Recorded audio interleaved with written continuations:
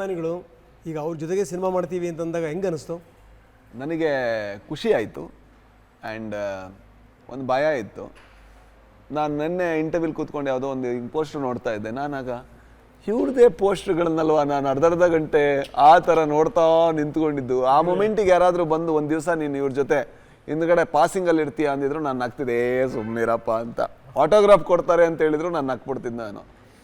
But ಅದು ನಮ್ಮ ಭಾಗ್ಯ.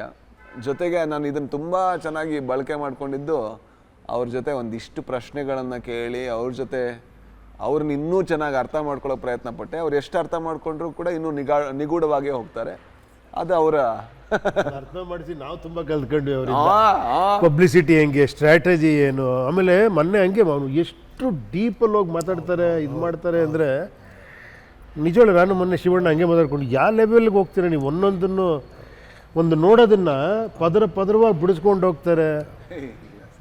ಇಲ್ಲ ನಿಜವಾಗ್ಲೂ ನೀವು ಅದನ್ನು ಒಪ್ಕೊಳ್ಳೇಬೇಕು. ಈಗ ನೀವು ಇನ್ಸ್ಪೈರ್ ಮಾಡ್ತಿದ್ದೀರಾ ತುಂಬ ಜನಕ್ಕೆ. ಹಂಗೆಲ್ಲ ಹೇಳ್ಬೇಡಿ, ನೀವು ಮಾಡಿಬಿಟ್ಟಿದ್ದೀರಾ ಆಲ್ರೆಡಿ. ಬಿಡಿ ಅವ್ರದ್ದೊಂದು ವೀಕ್ನೆಸ್ ನಾನು ಇತ್ತೀಚೆಗೆ ಕಂಡಿಡ್ಕೊಂಡೆ. ಹೊಗಳಿದ್ರೆ ಅವರಿಗೆ ಐ ಕಾಂಟ್ಯಾಕ್ಟ್ ಕೊಡೋಕ್ಕೆ ಆಗಲ್ಲ. ಏನಾದರೂ ಹೋಗ್ಲಿ ಅವ್ರು ಎಸ್ಕೇಪ್ ಆಗ್ತಾರೆ. ನೋಡಿ ಅಲ್ಲಿ ನೋಡಿ, ಏನಾದರೂ ಹೋಗ್ಲಿ ಪಟ್ಟಂತ ಎಸ್ಕೇಪ್ ಆಗ್ಬಿಡ್ತಾರೆ. ನೀವೇನೇನು ನೋಡಿ, ನೀವು ಇವಾಗೆಲ್ಲ ಇನ್ಸ್ಪೈರ್ ಆಗಿದ್ದೀರಾ ಅಂದ್ಕೊಂಡು ಆ ಕಡೆ ತಿರುಗ್ತೀರಾ. ರಾಜಿ ಕಾಂಪ್ರಮೈಸ್ ಆಗ. ಮೊನ್ನೆ ನಾನು ಯಾವುದೋ ಒಂದು ಸಿನಿಮಾ ವಿಚಾರಕ್ಕೆ ಸಂಬಂಧಪಟ್ಟಂಗೆ ಅವರ ಚರ್ಚೆಗೆ ಹೋಗಿದ್ದೆ. ಗುಪ್ಪಿ ಸರ್ ಹೇಳಿದ ನಿಜ. ಎಷ್ಟು ಆಳಕ್ಕೆ ಇಳಿತಾರೆ ಅಂತಂತಂದರೆ ಆಮೇಲೆ ಎಲ್ಲ ಫಟಾಫಟ ಅಲ್ಲೇ ಆಗ್ಬಿಡ್ಬೇಕು. ಯಾರಿಗೋ ಫೋನ್ ಮಾಡಿದ್ರು, ಯಾರಿಗೋ ಡೆಲ್ಲಿಯವ್ರು ಯಾರಿಗೋ ಫೋನ್ ಮಾಡಿದ್ರು, ಯಾವುದೋ ದಿಲ್ಲಿಯವ್ರಿಗೆ ಯಾರಿಗೋ ಫೋನ್ ಮಾಡಿದ್ರು, ಮುಂಬೈನವ್ರು ಯಾರಿಗೋ ಫೋನ್ ಮಾಡಿದ್ರು, ಅಣ್ಣ ಅಲ್ಲಿ ಒಂದು ಪ್ರದರ್ಶನ ಹಾಕಬೇಕು, ಅಲ್ಲಿ ಹೆಂಗೆ, ಅಲ್ಲಿ ಯಾರು ನಡೆದ್ರೆ ಆಗ್ತದೆ ಏನು ಎತ್ತ. 2 ಗಂಟೆ ಕೂತ್ಕೊಂಡಿದ್ವಿ ಶೆಟ್ರೆ. 2 ಗಂಟೆನಲ್ಲಿ ನನಗನ್ನಿಸ್ತು, ನಾನು ನಮ್ಮ ಟೀಮಿಗೆ ಹೇಳಿದೆ, ನೋಡಿ ಈ ರೀತಿ ಸಿನಿಮಾಕ್ಕೆ ಆಳಕ್ಕೆ ಇಳಿಬೇಕು ನೋಡಿ ಅಂತ ಹೇಳಿದ್ದೆ. ನಿಜವಲ್ಲೂ ಉಪೇಂದ್ರ ಸರ್ ಹೇಳ್ದಂಗೆ ಯಾವುದು ದೊಡ್ಡ ಸಂಗತಿ ಅಲ್ಲ ಸರ್, ಸತ್ಯ ನಿಮ್ಮ ಬಗ್ಗೆ ಹೇಳಿದ್ದು. ಅಂದರೆ ಸಿನಿಮಾ, ನಾನು ಅದೇ ಉಪ್ಪಿ ಸರ್ ಹತ್ರ ಮಾತಾಡ್ತಾ ಇದ್ವಿ, ಒಬ್ಬ ಮನುಷ್ಯ 5 ನಿಮಿಷ ಮಾತಾಡ್ತಾನೆ ಕೇಳಿ ಅಂದರೆ ನಾವು ಕೇಳಕ್ಕೆ ರೆಡಿ ಇರಲ್ಲ. 2.5 ಗಂಟೆ ಒಂದು ಮಾತು ರಿಪ್ಲೈ ಮಾಡದೆ ನೀವು ಸುಮ್ಮನೆ ನೋಡು ಅಂತ ನಾವು ಕೂರಿಸೋದಕ್ಕೆ ದುಡ್ಡು ತಗೋತೀವಿ. ಆ್ಯಂಡ್ ಅದ್ರ ಜೊತೆಗೆ ತುಂಬ ಜನರ ಲೈಫ್ ಡಿಪೆಂಡ್ ಆಗಿದೆ. ಹಾಗಾಗಿ ನಾವು ಆಳಕ್ಕೆ ಇಳಿಲೇಬೇಕು, ಬೇರೆ ಆಪ್ಷನ್ ಇಲ್ಲ. ಸ್ಪೆಷಲಿ ಕನ್ನಡದ ಸಿನಿಕರ್ಮಿಗಳಾದರೆ ನಾವು ತುಂಬ ಕೆಲಸ ಮಾಡಲೇಬೇಕು.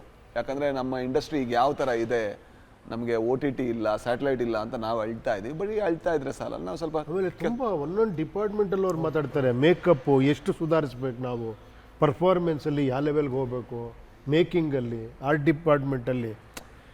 ನನಗೆ ತುಂಬ ಖುಷಿ ಅನ್ಸುತ್ತೆ ನಿಜವಾಗ್ಲೂ. ಅದೇ ನಿಮ್ಮದು ದೊಡ್ಡ ಪ್ಲಸ್ ಪಾಯಿಂಟ್.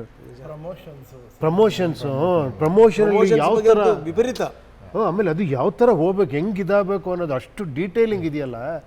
ಪ್ರಮೋಷನ್ ಅಂದ್ರೆ ಏನೋ ಮಾತಾಡೋದು ಜನಕ್ಕೆ ಅರ್ಥ ಇಲ್ಲ. ಅವರು ಯಾವ ಜೋನರ್ ಮುಟ್ಟಬೇಕು ಅನ್ನೋದ್ರಿಂದ ಹಿಡಿದು ಹೆಂಗೆ ಪ್ರಮೋಟ್ ಮಾಡಬೇಕು ಅನ್ನೋದ್ರ ಬಗ್ಗೆ ಅದೇ ನಿಜವಾಗ್ಲೂ ತುಂಬ ಖುಷಿ ಅನ್ಸೋದು. ಇಲ್ಲಾಂದ್ರೆ ನೀವು ರೂಮಲ್ಲಿ ಹಾವಿನ ಜೊತೆ ಬದುಕ್ತಾ ಇದ್ರೆ ನೀವು ಹಾವಿನ ಜೊತೆ ಏನು ಕತೆ ಗೊತ್ತಿಲ್ಲ, ಗೊತ್ತಾಗ್ತದೆ ಹಾವು ಇವ್ರ ಜೊತೆ ಬದುಕಿದೆ. ಅದನ್ನ ಹೇಳ್ಬೇಕು ಸರ್, ಅದು ಭಾರಿ ಇಂಟ್ರೆಸ್ಟಿಂಗ್ ಸ್ಟೋರಿ. ನಾನು ಮೊನ್ನೆ ಅವ್ರ ಮನೆಗೆ ಹೋದಾಗ ಗೊತ್ತಾಯ್ತು, ಅವ್ರ ಮನೇಲಿ ಹಾವು ಸೇರ್ಕೊಂಡ್ಬಿಟ್ಟಿದೆ, ನಾಗರಾವು. ಅದು ಅವ್ರ ಬ್ರದರ್ ನೋಡಿಯಾರೆ, ಅದೆಲ್ಲೋ ಕಾಣೆ ಆಯ್ತು, ಹೋಗಿದೆ ಬಿಡು ಅಂತ ಅಂದ್ಕೊಂಡಿದ್ದಾರೆ. ಕೊನೆ ನೋಡಿದ್ರೆ ಅದೇ ರೂಮಲ್ಲಿ ಇವರು ವಾಸ. 8 ದಿವಸ ಅವರು ಹಾವಿನ ಜೊತೆಗೆ ವಾಸವಾಗಿದ್ದಾರೆ, ಹಾವು ಮತ್ತು ನೀವು. ಸರ್ ಇನ್ನೊಂದು ವಿಷಯ ಗೊತ್ತಾ ನಿಮಗೆ, ಈ ತುಂಬ ಡೀಪ್ ಮೆಡಿಟೇಷನ್ ಮಾಡ್ತಾರಲ್ಲ, ಆ ಮೆಡಿಟೇಟಿವ್ ಪ್ರೋಸೆಸ್ ತುಂಬ ಹೈಗೆ ಹೋಗ್ಬಿಟ್ರೆ ಹಾವು ಅವ್ರ ಹತ್ರ ಬರುತ್ತೆ. ಹೌದು, ನಿಮ್ಮ ಮೆಡಿಟೇಷನ್ ಗೊತ್ತಿದೆ. ಮೆಡಿಟೇಷನ್ ಏನಿಲ್ಲ, ಸುಮ್ಮನೆ ಹೇಳ್ತಾರೆ ಅವರು. ಕಣ್ಣು ಮುಚ್ಕೊಂಡು ಮಲಗೋದನ್ನೆಲ್ಲ ಮೆಡಿಟೇಷನ್ ಅಲ್ಲ, ಈ ರಿಸರ್ಚ್ ಮಾಡೋದೇ ಮೆಡಿಟೇಷನ್. ಅದು ಅನ್ಬೋದು, ಅದು ಅನ್ಬೋದೇನೋ. ಅಲ್ಲ, ಚೆನ್ನಾಗಿ ಹೇಳಿದ್ರು, ಕಣ್ಣು ಮುಚ್ಕೊಂಡು ಮಲಗೋದೆಲ್ಲ ಮೆಡಿಟೇಷನ್ ಅಂತಂತಾರೆ. ಅದಕ್ಕಿಂತ ದೊಡ್ಡ ಮೆಡಿಟೇಷನ್ ಯಾವ್ದಿದೆ ಹೇಳಿ ಸರ್? ಕಾಯಿಲೆ ಇರೋ ಮನಸ್ಸಿಗೆ ಮಾತ್ರ ಮೆಡಿಟೇಷನ್ ಬೇಕು. ಅಲ್ಲ, ಒಳ್ಳೆ ನಿದ್ರೆ ಬಂದ್ಬಿಟ್ರೆ ಅದಕ್ಕಿಂತ ದೊಡ್ಡ ಮೆಡಿಟೇಷನ್ ಯಾವ್ದಿದೆ?